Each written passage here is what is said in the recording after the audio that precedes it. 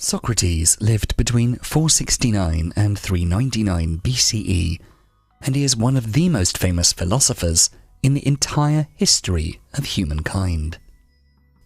He is sometimes considered as the founder of Western philosophy, and his work reflects the philosophy of skepticism, which has at its main base that knowledge can be obtained through systematic doubt and continual testing. Although Socrates hasn't actually written anything, he has forever changed philosophy itself. Most of the things we know today about his philosophy came from Plato, Aristophanes, and Xenophon, whose writings are in the form of dialogues between Socrates and other Athenians.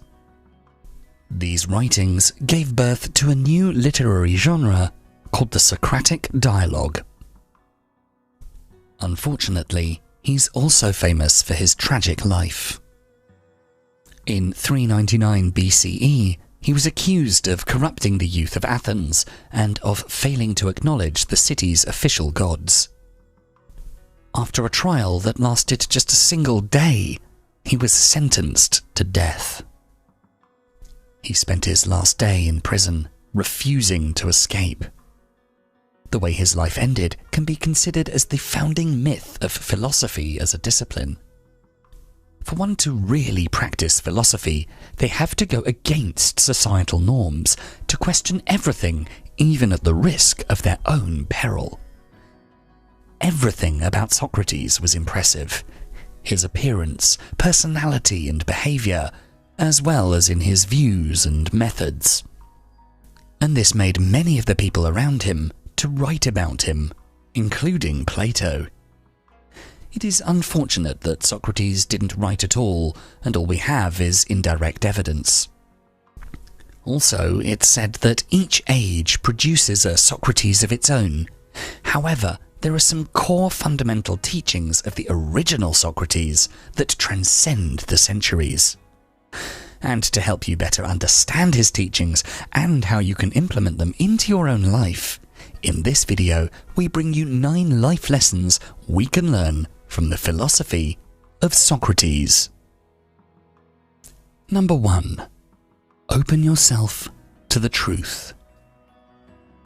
Socrates said, "The only true wisdom is in knowing you know nothing." This quote is one of the most famous quotes of all time. It's also called the Socratic paradox. It was called a paradox because such a statement of Socrates seems contrary to common sense.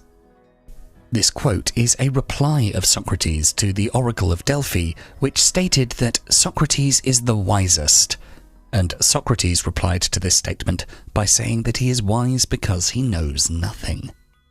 He simply considered that he didn't know what the truth was.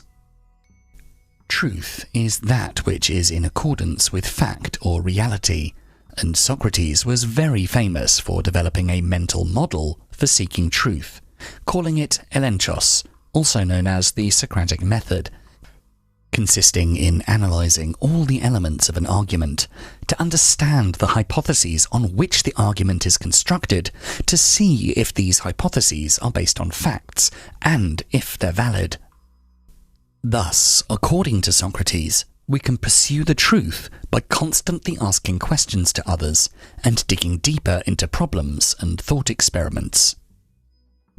His teachings are extremely valuable, even today when we need so much to develop our critical thinking in how we analyze our life or society in general. If we just eat, sleep, work, and procreate, we're no better than any other animal. In Socrates' view, such a life would not be worth living. It's important to never stop learning new things, asking questions and developing ourselves, and to never assume that once you know something, it's enough.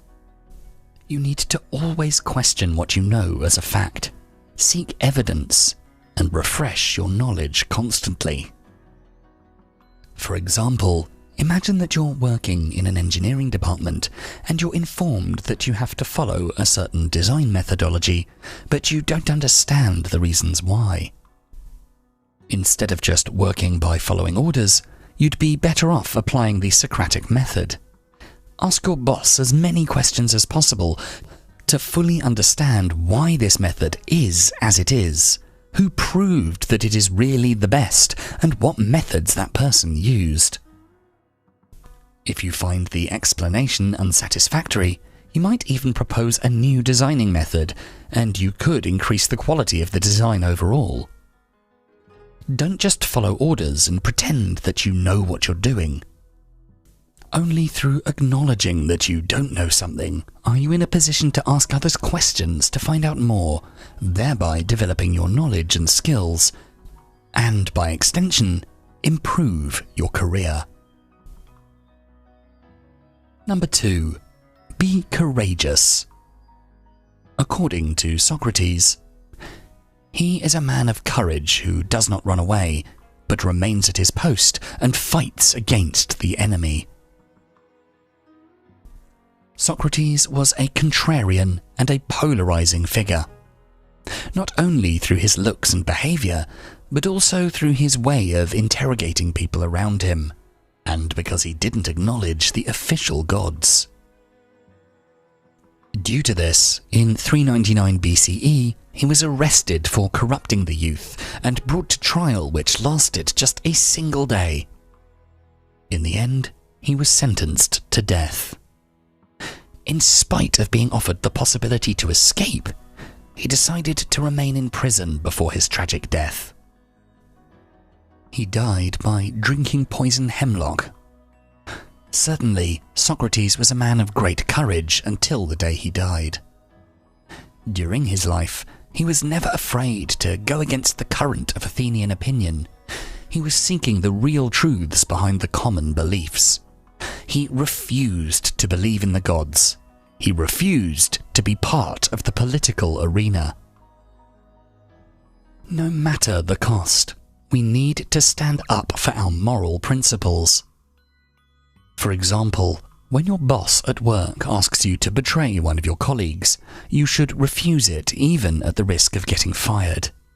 When you're at a family reunion and you catch an old relative saying something racist or bigoted, you have to speak up and start a tough conversation with the people involved. Remaining silent when you have to speak up and obeying unjust orders means partnering with the abuser or with the criminal and causing harm to innocent people. Courage is not only a desirable trait we need to have, but it is the mark of any moral human being. Number 3. Be authentic. To quote Socrates, "The greatest way to live with honor in this world is to be what we pretend to be." Socrates never shied away from proclaiming his views, no matter the danger. He didn't take sides in politics. He was far more interested in seeking the truth than in political and social status. Ultimately, his stubbornness to be who he really was led him to trial and premature death. But due to the fact that he had the courage to be authentic, to question everything publicly, he lived honorably, and his fame has lasted to this day. Socrates was also bold enough to proclaim his ignorance towards many subjects. He didn't hesitate to ask others questions in order to find the truth. Even in regards to physical appearance, he didn't polish himself to look more than he was. Most of us do not have the courage that Socrates had, but we can learn from him to be more straightforward, more honest, to better align our ideal of ourselves with who we truly are.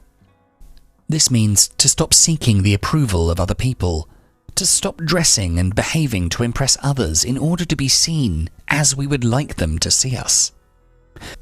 It is much better instead to work more in shaping our character than in lying and deceiving others in regard to who we truly are. If you're not happy about how you look, work on building muscles or losing weight instead of buying clothes to try and fake it. Stop pretending to be who you are not, and use that energy to start the real work on addressing the main sources of the problems. Only then can you be the true, authentic version of yourself. Number 4. Be humble. Socrates tells us, pride divides the men, humility joins them. It is said that Socrates had an unpleasant appearance. He was short with a big belly, with rough facial features, bulging eyes and a snub nose. He was extremely mocked due to his looks, but he didn't seem to care that much.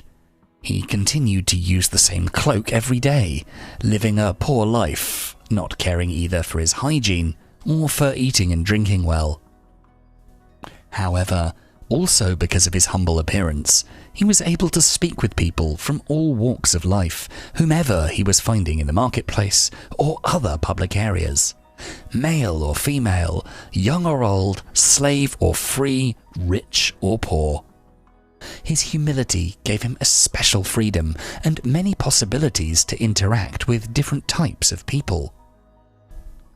Although only a few of us would want to look like Socrates and adopt such an austere lifestyle, we can still adopt some aspects of his humility in order to be more free and to be able to experience life more fully. Humility means first of all freedom from pride and arrogance.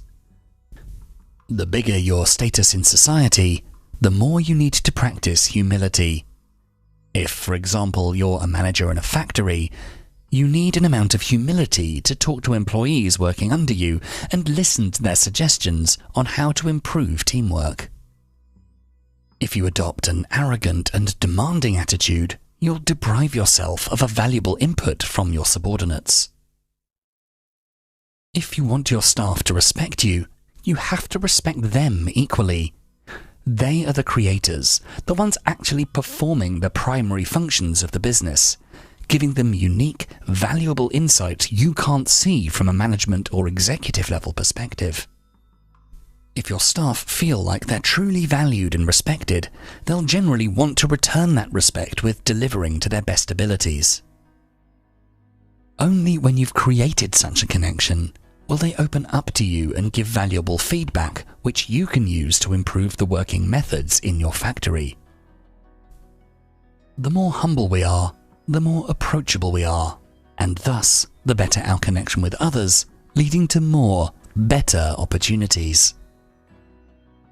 Number 5. Beware the busyness of life. In the words of Socrates, beware the barrenness of a busy life. In the late 5th century BCE, when Socrates lived, most of the Athenian men preferred fame, wealth, honours and political power to a life of labour. They always seemed to have a busy life, but not a happy one.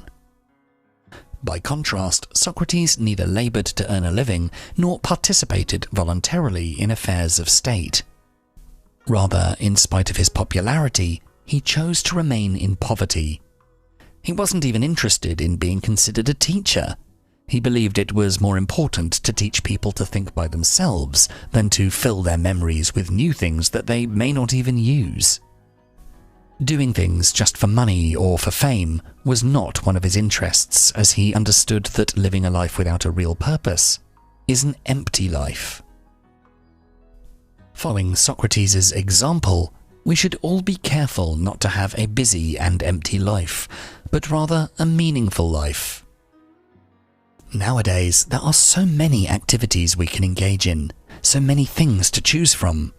If we don't know how to limit our desires for more money, more things, more fame, we risk the possibility that we completely fill our time with activities, leaving no time to stop and process, to digest everything going on in our life, to find the meaning and make better, considered decisions going forward. Running after money and fame won't give us real meaning in our lives. All it does is cost time and energy, both of which can be better spent doing things that actually fulfill you, things you really enjoy.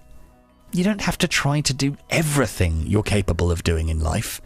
Just start by figuring out what's really meaningful to you and prioritize your activities accordingly. Life can only become meaningful when you do meaningful activities. Number 6. Be a citizen of the world. Socrates stated, "I am not an Athenian or a Greek, but a citizen of the world." We shouldn't be defined by artificial borders like the geographical border of our country. People shouldn't be just citizens of their state. They should be citizens of the world. Now more than ever, there are many more things that unite us than separate us. Unfortunately, we humans typically think of ourselves in small groups: our block or street, our town, our county or state, our country. If the internet has taught us nothing else, it has taught us that we might have more in common with someone thousands of miles away than you do with your own neighbour. We are all human beings, no more, no less. And making judgments about a fellow human based on differences like nationality, skin colour, gender, or in fact anything other than their behaviour and actions is utterly nonsensical. Socrates understood this very well, even though at that time this idea was truly revolutionary. Greece was divided into many smaller states like Athens and Sparta, and there were many wars between them. But Socrates was not a fan of politics. He refused to take sides with one party or another. He was more interested in finding an objective truth than in a subjective one, or in aligning himself with a certain group of people. In the same way, we should be interested more in the common moral principles which connect us than in the apparent differences between us. If you meet someone from another country, from another culture, don't focus on how different they dress from you or how they behave and think, but rather focus on the physical and psychological needs you have in common. To have enough food to eat, a shelter over your head, to feel you are a part of a community, to feel secure, to take care of your family, and so on. All humans on this planet have the same basic needs, and this is the common ground from which we should engage with one another. We are all citizens of this world. Number 7. Be happy with less. Socrates posits that the secret of happiness, you see, is not found in seeking more, but in developing the capacity to enjoy less. Happiness is, by definition, an end goal of our desires. Happiness is not a given. It requires a certain effort. And the fewer desires we have, the easier it is to achieve happiness. Socrates believed that the real secret to happiness is to have a moral life, to be just. By being so, you can be more peaceful, more content with your current affairs, and desire fewer possessions. Thus, happiness is not a result of having more. It is more a result of a mindset, of the ability to enjoy the small things in life. We need to work more on our inner state of mind, rather than trying to possess as many things as possible, like money, property, cars, and so on. An easy way to introduce more happiness into our life is through making small changes every day. You can start by practicing meditation, taking a short walk after lunch to the nearest park, taking part in sport, writing a diary, connecting with your friends and relatives, even something as simple as watching your favorite comedy, and so on. Over time, you can introduce more new habits, which cumulatively can increase your level of happiness. Don't expect a new apartment, a new car, or even winning the lottery to make you happy. Real happiness requires less effort than you might expect. It usually consists of developing small habits you can follow and build on every day. By being a moral person and focusing on practicing healthy habits every day, you can be happy with surprisingly little effort. Number 8. Don't seek vengeance. As we learn from Socrates, one should never do wrong in return, nor mistreat any man, no matter how one has been mistreated by him. For Socrates, vengeance is by definition unjust, and there is never a good motivation to justify it. This philosophy on vengeance is expressed in one of the dialogues of Plato, where Socrates debates Polemarchus, who believes that if it is just to give each man what is owed, so too it is just to do good for a good friend, and to do harm to an enemy. Socrates made Polemarchus realize that when harmed, human beings tend to become less virtuous, not more. So while it may be cathartic to balance the scales by acting on the ancient expression, an eye for an eye, the net result is that you drive your enemies towards further immorality. Harming someone makes neither you nor them a better person. Thus vengeance is never justified. No matter how badly someone has hurt you, you need to calmly reply and walk away. It could be your best friend who betrayed you. It could be someone who spread false rumors about you in public, your partner who cheated on you, or your boss who unfairly criticized you. No matter what, you need to calmly evaluate the situation. If appropriate, express your hurt feelings in a polite way, demand a correction or apology, and if this is not possible, pack your bags and walk away. Don't do the same thing to the other person. Don't sink down to their level. Instead, maintain your humanity, defend yourself, claim an apology, or walk away. Number 9. Have a sense of humor. In our final quote from Socrates for this video, he says, "By all means marry. If you get a good wife, you'll become happy. If you get a bad one, you'll become a philosopher." Socrates was well known for his sense of humor. He was often making jokes about his wife, Xanthippe, who was 30 years younger than him, explaining that she had a bad temper and a difficult personality, suggesting that he became a philosopher due to this issue, and that the marriage with her is a great school in dealing with difficult situations. They even had an argument when she visited him in prison before his death.